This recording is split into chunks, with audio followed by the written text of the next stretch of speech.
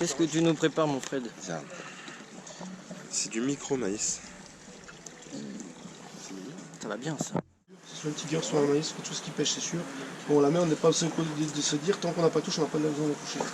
Et celle-là, elle pêche sur le coup que vous avez entretenu toute la journée. D'accord? Salut à vous. Voilà, nous sommes là, c'est le grand jour, enfin pas le grand jour, mais l'avant-veille. On est à la première réunion des capitaines, donc une réunion qui va sûrement être mouvementée, parce qu'il y a beaucoup de questions, beaucoup de réponses attendues. On est vraiment dans le flou, il y a beaucoup de choses qui sont pas bien acceptables pour un mondial. Donc déjà, mis à part le manque de poissons, mais des postes ultra serrés et tout. Donc je pense que ça va vraiment être une réunion de capitaine très longue et assez intense.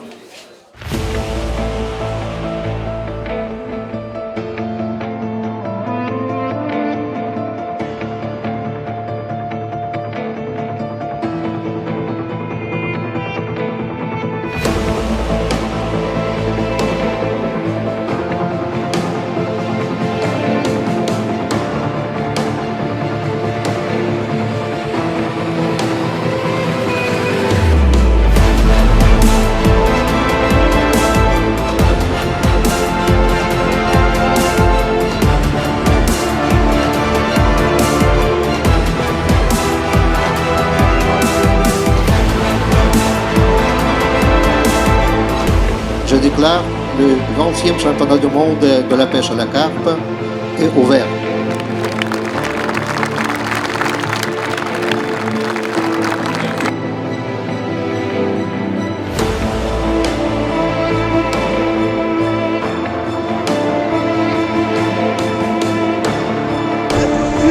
Et du joueur avec Jeff Duch, personne sur la touche.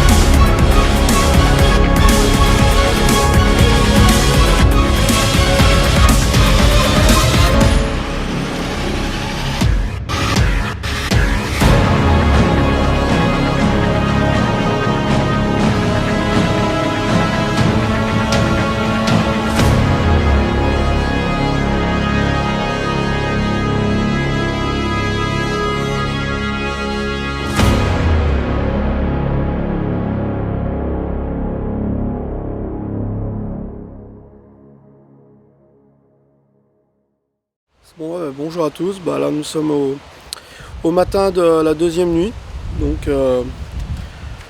toujours pareil, on est toujours au même point, on n'a encore pas réussi à déclencher un seul départ de carpe.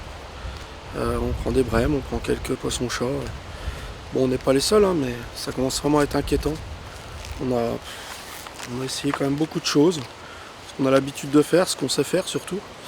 Maintenant là on va essayer des autres choses, mais là on commence à être à court d'idées. Après, voilà, cette nuit, c'est fait seulement 4 poissons, je crois, un truc comme ça, 4 poissons sur 81 équipes, ouais. 81 équipes, 81 équipes. C'est quand même pas folichon. Surtout que ça en a fait 3 sur c'est la même poste, je crois. Là, on est dans la recherche, on essaye des nouvelles choses, on essaye de pêcher vraiment pour un poisson. Bon, ça fait déjà depuis le début on pêche comme ça, mais là on pêche vraiment pour un poisson. On a complètement arrêté les amorçages, comme tout le monde, hein, on s'est mis à l'arrêt, on essaye de placer un appât isolé, essayer de le placer au mieux, parce que bon, on a des postes où ça se passe bien, ça se passe bien. On a un fond qui est assez simple à faire, à pêcher, comme sur le secteur C et le secteur A. Mais là, sur le secteur B derrière moi, on a, contrairement à tout le lac, on a une espèce de fond avec 2,70 m de profondeur et de l'herbe partout. Mais quand je vous dis de l'herbe, c'est vraiment de l'herbe. Donc là, on a essayé de mettre des choses en place, essayer de mettre des appâts au-dessus de l'herbe. On va voir. Mais c'est très très dur et c'est vraiment un mondial désastreux, quoi. Voilà. C'est dommage. On voit que les gars gardent quand même confiance et on... Oui, bien sûr, il faut. On a, même s'il y a des moments, on a quand même des petits moments de mou, mais tout le monde est confiant, tout le monde est là pour... il reste encore 27, 28 heures de pêche, 29 heures de pêche. Il y a toujours moyen de prendre un poisson. Un poisson, c'est comme on sait, ça se prend... Il faut 30 secondes pour prendre un poisson. Mais bon, là, déjà, il va falloir toucher le poisson, d'avoir déclenché la touche. Mais il va falloir surtout traverser ces gros murs d'herbier, et ça, c'est encore une autre paire. Donc, on verra. Voilà. Bon, mais on reviendra te voir plus tard. Voir avec plaisir. Merci Nico. Ouais, c'est dingue, hein. T'aurais vu, depuis le début de soirée, il attaque gentiment.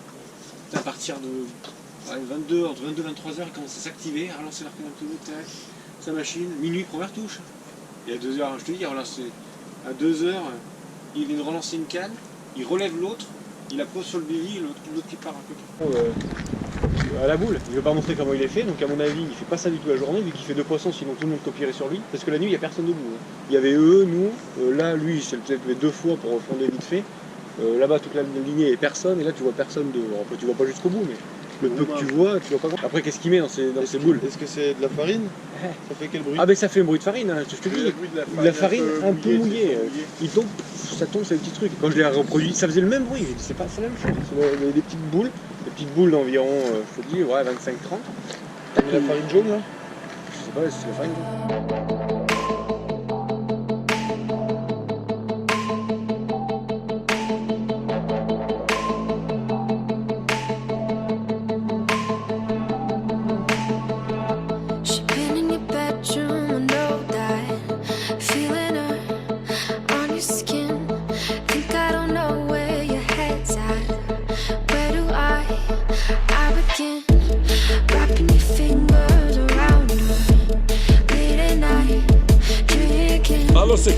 Les Belges sont plus forts que les Français, hein, la preuve.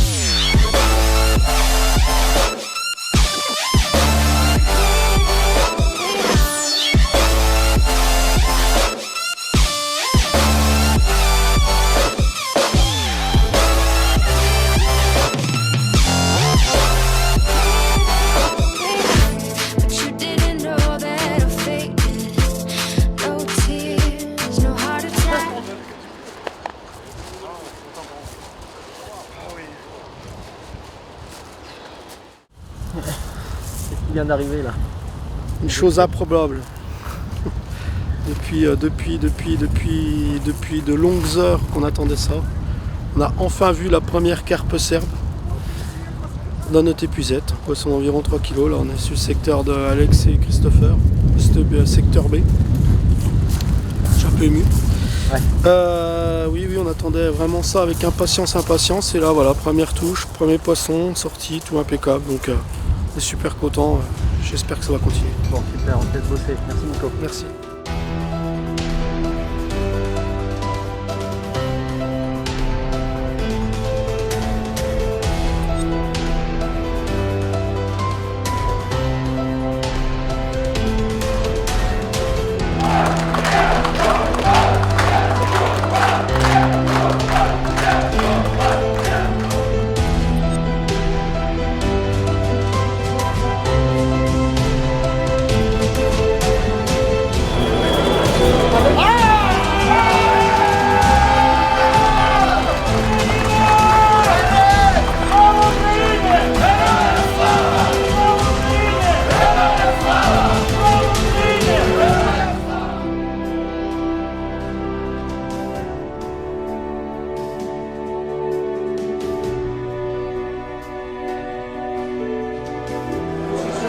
toutes les personnes qui étaient derrière, vous avez tous assuré. Ça a été vraiment super job, consciencieux et tout. Mathieu qui était à la dernière minute, qui a fait un super boulot. Enfin tout le monde, hein, je ne vais pas le citer un par un, mais j'ai tous fait votre boulot et bah ma foi, je suis un peu désolé pour les nouveaux, c'est notre premier mondial de voir un pro mondial de la sorte, mais normalement les prochains seront bien meilleurs, mais c'est ça. Fallait venir, on est venu, on aurait pu faire pire, on a fait moyen.